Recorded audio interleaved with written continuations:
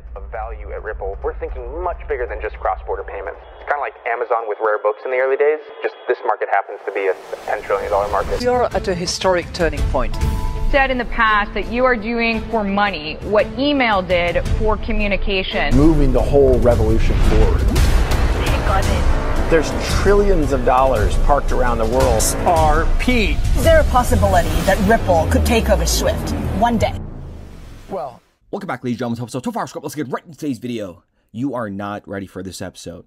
If you do not enjoy this episode, I want you guys to leave a dislike, a negative comment, and unsubscribe from this channel, because you are going to absolutely love this one, and you're not going to do any of that. You are about to see what is being drawn out behind the scenes, and I'll give you a little hint. That's XRP taking over Bitcoin and becoming the #1 asset. Not in value, it's not going to go to 69,000, but in market cap. Because XRP's market cap is a utility market cap. And the utility market cap is something that we have never seen before. And the information that I'm about to present to you right now, you are about to say WTF. And the IMF released this document back in 2020, United States Financial Sector Assessment Program, in terms of innovative technologies. And you are not gonna believe what was said in here, and you are not gonna believe that the events that are taking place right now. Everything is happening, and when the price of XRP starts going crazy, people are gonna miss out, and they're gonna start buying expensive XRP. Listen to this part right here. RippleNet provides the software and the rulebook for a transfer mechanism, whereas financial intermediaries function as nodes and may partake in the consensus mechanism. These players offer a payment infrastructure outside the traditional US payment system, both for US and other virtual currencies, and maybe using DLT as platforms. And what just happened a couple days ago? We have SBI coming out, and they started their own validator node on the XRP ledger. This is monumental. We're seeing the dominoes fall, but this is only going to get better. Because if we go further into that IMF document on page 54, under exchanges, you will see DLT platforms. And what's very interesting here is they're referring to RippleNet and also a stablecoin network. What are the odds that Ripple's enterprise now has its network and its stablecoin and its XRP? This is gonna be unstoppable. Wow. Let me take a deep breath here, because now the information we're about to present to you is gonna completely blow your mind. Listen to what Garlinghouse says here on the podcast that we covered yesterday briefly, in terms of what kind of role XRP plays. He really kind of introduced this idea of this internet of value, and how for that to exist, you need certain oil in that engine to grease the system so that it can work. And XRP, the digital asset that Ripple has kind of standardized on, if you will, extremely fast, extremely low cost, and it could be an interesting use case for that. So, I think there's going to be lots of cryptos that win. You and I have talked about that before. Yeah. I think there'll be different use cases and different protocols and different technologies that will win. But I don't think there's that many times in your life where you get to do something where you really can, to borrow a Steve Jobs expression, put a dent in the universe. It's that, oil that gets the engine going. Now listen to what Chris Larsen and Stefan Thomas said. And that then being the engine for the exchange of that thing of value. And that then being the engine for the exchange of that thing of value. But having the combination of ILP with XRP, we think that's kind of the killer formula. Yeah, so now you can have any type of value, like any currency, right, but also any type of ledger. So like anything from a centralized ledger to a blockchain, etc. And if we look at that, is huge. Listen to what Stefan said here again. Yeah, so now you can have any type of value, like any currency, right, but also any type of ledger. So like anything from a centralized ledger to a blockchain, etc. And do you remember this press release 2 days ago? members of the U.S. financial sector to explore multi-asset settlement using shared ledger technology. Yeah, so now you can have any type of value, like any currency, but also any type of ledger. So like anything from a centralized ledger to a blockchain, etc. And if we look Industry proof of concept investigates potential of shared technology to upgrade liquidity management and financing for domestic users of U.S. dollars and treasury securities. It further goes on to state the tokenization of these instruments may enable settlement on common regulated venue establishments under existing legal frameworks. Now, Ripple is falling under this existing legal frameworks. And remember what David Schwartz said 7 months ago, and we are right on that timeline. I'm hoping that we're going to see, as real-world asset tokenization projects grow, I think the XRP Ledger is going to be a really good platform for them to launch on, particularly because of the low fees and because of the integration with the DEX, with the proximity to sort of the movement of funds. The ability, if someone's going to buy, what do you want to do with a real-world tokenized asset? You want to buy it, you want to sell it, you want to hold it, you want to transfer it. And if you want to buy it and sell it, you want to be able to do that with whatever asset is convenient for you. You don't want to tie, if you tokenize some sort of debt, like you don't want to tie it to US dollars, because then that limits access to it to people who have sort of proximity to US dollars. One of the things the XRP Ledger is good for is giving you sort of proximity to many different assets, and that exchange is seamlessly built in. So I think that's going to make, that's one of the many reasons why the XRP Ledger is going to be a good place to launch tokenized real-world assets. I think we'll see that in the next year, year and a half. Cool, yeah, and there's... This is a proof of concept. Don't jump the gun yet. But they did also state the participants intend to engage 2 additional vendors to provide the technology infrastructure and legal analysis for the proof of concepts. Stay tuned for that, for them to announce that one. But this is just crazy. XRP, Bitcoin, these guys were the kings, the king and queen.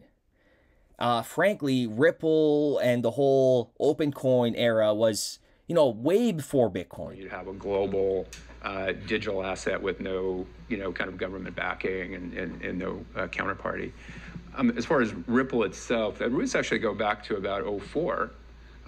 There was something called the Ripple Project created by Ryan Fugger, a Canadian gentleman. He was just really a neat guy, and he tried really to kind of give birth to this idea of a peer-to-peer platform for people exchanging their own credit. Kind of fast forward to 2011, and there was these 3 geniuses that got together, Arthur Bretto, Jed McCaleb, and David Schwartz. And this is, of course, after Bitcoin was created a couple years earlier. They were fascinated by what Bitcoin did, but they were frustrated by the enormous waste of energy that is sort of at the heart of mining. That's a core part of Bitcoin. So they set out to build a more efficient consensus algorithm, and they came up with something really beautiful. That's why I'm here to talk about the really cool subject of distributed consensus-based cryptocurrency. So they set out to build a more efficient consensus algorithm, and they came up with something really beautiful. They also were inspired by what Ryan Fugger had done at the Ripple Project, and kind of also brought in that idea of kind of pathfinding algorithms so that anything of value can be exchanged along with that digital asset to really, I think that was kind of the birth point of this Internet of Value. Because in 2004, that is what Chris Larsen's referring to, Ryan Fugger. Just take a look at this. This is one of the PDFs that I was able to pull up. This is one of their OpenCoin's legal summary, and it talks about, foreign exchange, all the licensings they require, and this is dating back to 2007. Like, this goes back. And even if we pull up another document, this is 2008, extensions, OpenCoin requirements, it's got an introduction. I can't put the links in the description down below for this because I did have to go through my archives. I saved this years ago, but this is pretty much it. Ripple vision and XRP was technically here before Bitcoin, okay? And I know it may sound crazy that I say XRP is going to take over Bitcoin. It's not crazy because it's going to happen. It logically just makes absolutely zero sense for it not to happen because you cannot compare Bitcoin to a utility-driven asset like XRP.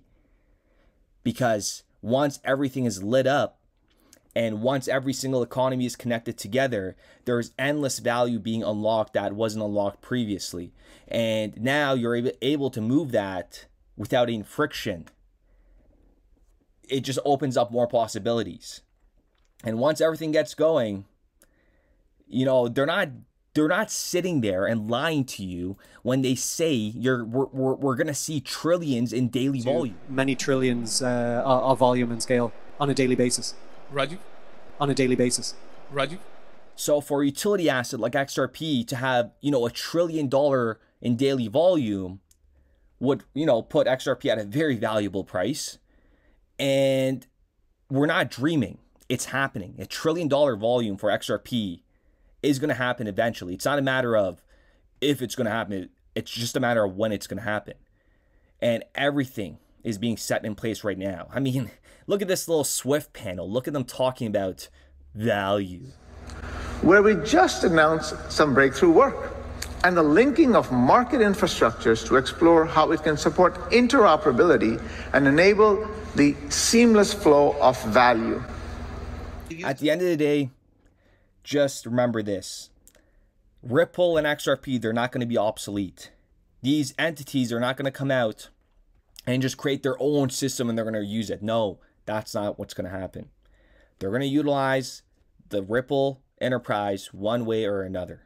It could be directly or indirectly.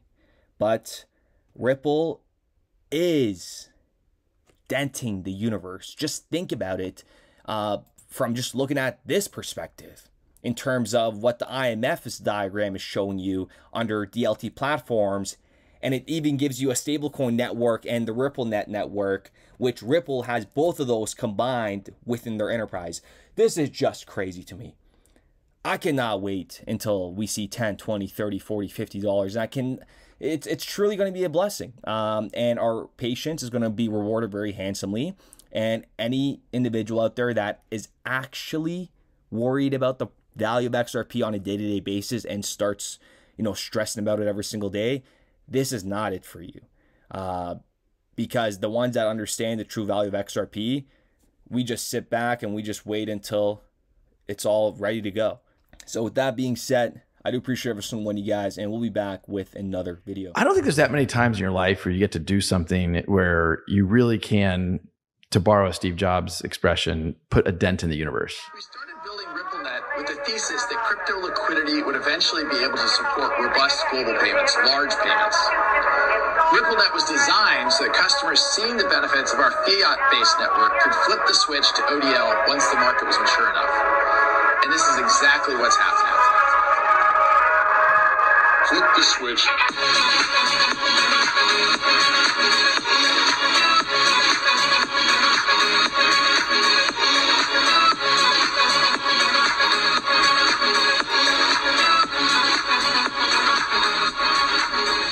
I think what we're building has, it's solving a real problem. And I think all of the tokens, my advice to anybody would be, understand the utility. If there's real utility and there's real value being delivered to a real customer, there will be value in the token.